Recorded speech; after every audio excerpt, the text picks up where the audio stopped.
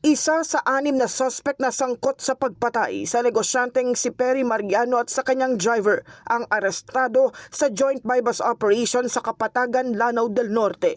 Kinilala ng Quezon City Police District ang suspect na si alias Kidong, 38 anyos na residente ng nabanggit na lugar. Nahuli siya nitong August 6 sa operasyon ng mga pulis kung saan nasamsam mula sa kanya ang nasa 1.30 grams ng hinihinalang shabu na nagkakahalaga ng halos 9,000 piso. Bukod sa panibagong kasong paglabag sa Comprehensive Dangerous Drugs Act of 2002, napag-alaman ding may nauna na itong mga kaso sa ilalim ng Motorcycle Crime Prevention Act at Comprehensive Dangerous Drugs Act. Matatandaang nitong July 13, naghain ang QCPD ng 2 counts ng kasong murder laban sa 6 na suspect kaugnay ng pamamaril kina Mariano nitong April 28 sa Quezon City. Batay sa investigasyon, pinagbabaril ang riding in tandem ang 2 biktima habang nasa loob ng kanilang sasakyan.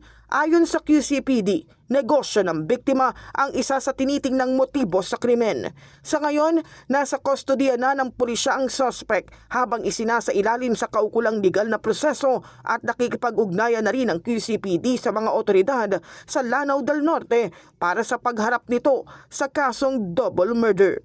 In the heart of changing lives, ako si Brigada Cass Austria ng 105.1 Brigada News sa FM Manila, the Music and News Authority.